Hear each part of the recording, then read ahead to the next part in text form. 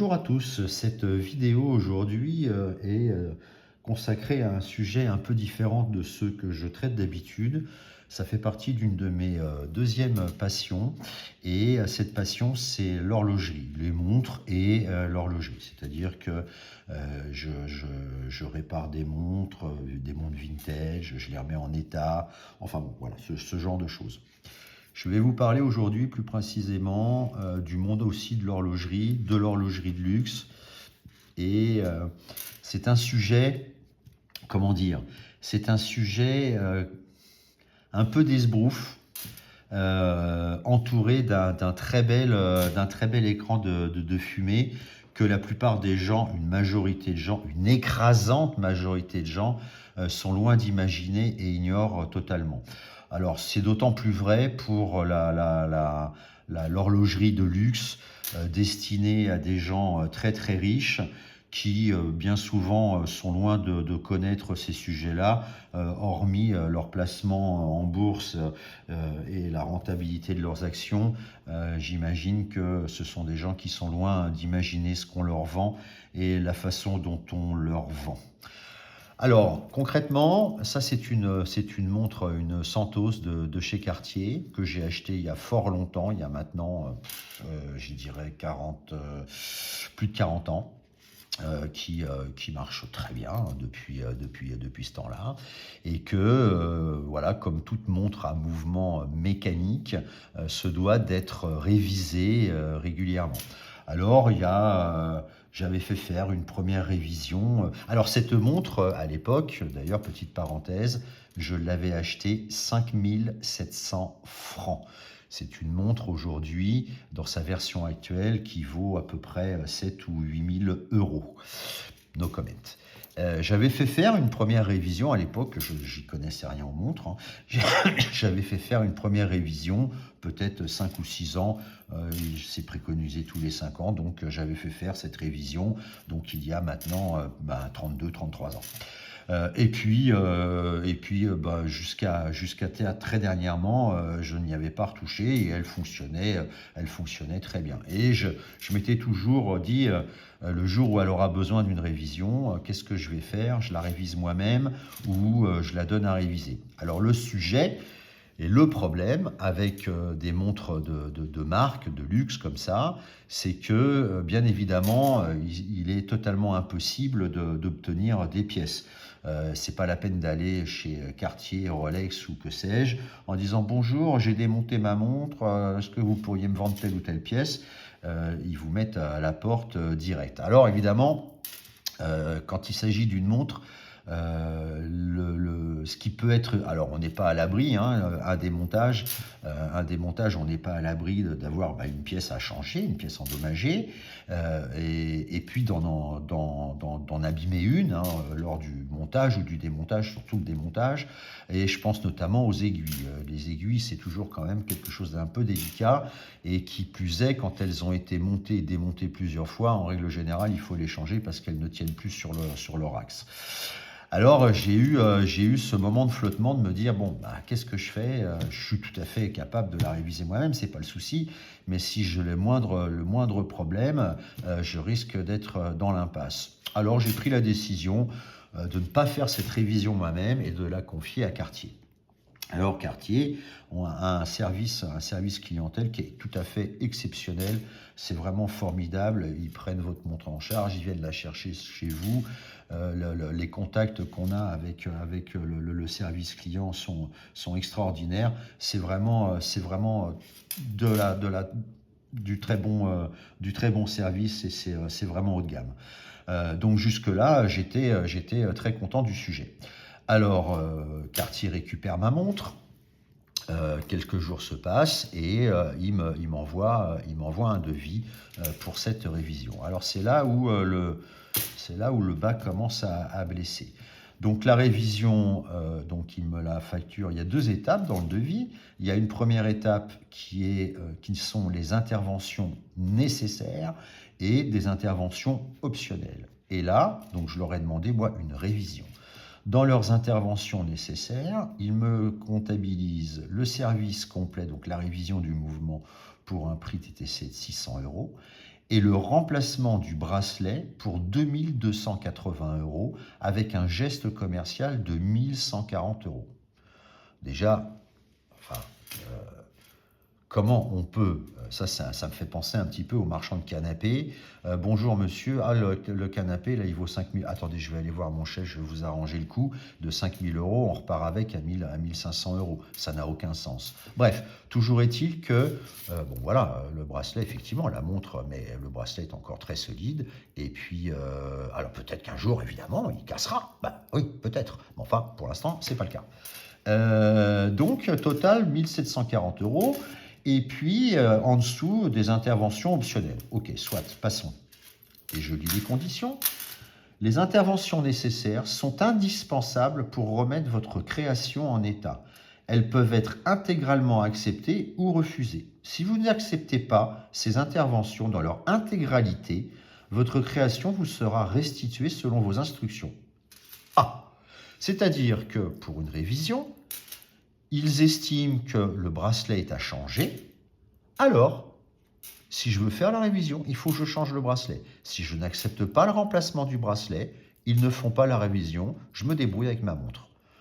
Eh bien, je trouve que c'est une politique totalement abusive. Alors peut-être que les très riches de ce monde se moquent de ce genre de considération, mais enfin, je trouve quand même que la pratique est totalement abusive. D'autant que il précise aussi, alors c'était accompagné d'un courrier, hein, il précise aussi que aujourd'hui, évidemment, le bracelet n'a plus du tout la même apparence, enfin est un peu différent, donc que ça va modifier le look vintage de ma montre. Ben, j'en veux pas en fait. Et puis que de toute façon, les anciennes pièces qui sont enlevées, qui sont remplacées, deviennent la propriété de Cartier. D'accord. Ben, il ne me semblait pas l'avoir loué, moi, en fin de compte, la montre. Je l'ai bel et bien achetée. Si je veux récupérer mon bracelet, j'ai pas le droit. Non, et c'est récupéré par le fabricant, par la marque, et vous n'avez pas le droit de récupérer vos pièces. Alors, j'imagine que c'est pour éviter peut-être un marché parallèle de pièces d'occasion ou que sais-je, mais enfin, c'est quand même un peu excessif. J'en ai parlé à un ami qui a une montre de luxe dont je ne citerai pas la marque, et qui me dit, écoute, c'est incroyable. Alors, c'est pas une Rolex qu'il a, hein. Ça, je peux le citer, c'est pas ça qu'il a. Mais il me dit, moi, j'envoie ma montre, effectivement, à réviser régulièrement. À chaque révision, ils me disent, ah, il faut changer le bracelet, il faut changer le bracelet. Et bah non, j'accepte pas de changer le bracelet, donc bah, ils me font la révision, quoi. Et ben non, là, chez Cartier, ils m'ont renvoyé la montre dans un bel écrin, pas de souci. Mais enfin, voilà, je tenais à parler un petit peu de ces pratiques que je trouve quand même un petit peu excessives, concrètement. Alors, vous voyez, c'est bien marqué, hein. Afin de garantir un service de qualité, bref, tout composant remplacé, composant qui deviendra notre propriété après son remplacement. Donc, bah, je leur ai envoyé un petit mail en leur expliquant que je leur avais donc confié ma montre pour une révision du mouvement, pas pour remplacer le bracelet, et encore moins partant du principe que les bracelets aujourd'hui n'ont plus tout à fait ce look-là. Ils m'ont fait une très belle réponse, et ils me disent: enfin, la révision d'une montre de collection de cet âge implique des compétences horlogères très spécifiques, l'utilisation de pièces parfois rares ou fabriquées sur mesure et un travail minutieux. Le prix d'une telle intervention reflète la complexité et l'expertise requises pour redonner vie à une pièce de patrimoine et ne peut être directement comparé au prix d'achat. Ok, soit. Alors c'est là où, concrètement, dans le monde de l'horlogerie et de l'horlogerie de luxe, on rentre quand même dans un monde un petit peu d'esbrouf, entouré d'un épais écran de fumée. Concrètement, ce que très peu de gens savent pour s'intéresser à ces sujets-là, c'est que les fabricants, les marques de montres, fussent-elles des montres de luxe, ne fabriquent que très rarement leurs mouvements. Très rarement. Les mouvements sont commandés à des grandes manufactures, principalement suisses, quand il s'agit des montres de luxe. Et ce sont ces manufactures qui vendent le mouvement, on va dire, personnalisés pour telle ou telle marque. Et notamment quand c'est des mouvements automatiques, vous avez un balancier et évidemment il est gravé Cartier dessus si c'est une Cartier, etc. Et donc une des fabriques les plus prestigieuses, une des manufactures horlogères suisses les plus prestigieuses est une société qui s'appelle la société ETA, ETA. Et c'est cette société qui fournit à toutes les marques les plus prestigieuses ou moins prestigieuses d'ailleurs des mouvements en fonction des besoins quand on veut faire un chronographe ou que sais-je.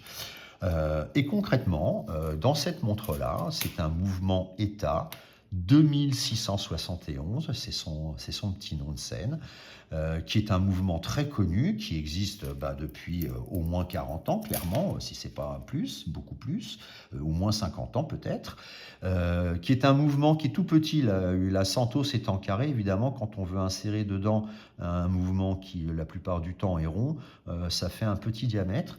Et donc ce mouvement 2671 est utilisé par énormément de marques, de montres, parfois souvent même dans des montres de femmes, puisque c'est un mouvement qui est relativement petit, et c'est quelque chose qui, en tout état de cause, n'implique pas des compétences horlogères spécifiques. C'est un mouvement qui est toujours vendu, qui vaut très clairement, qui vaut à peu près 200 €.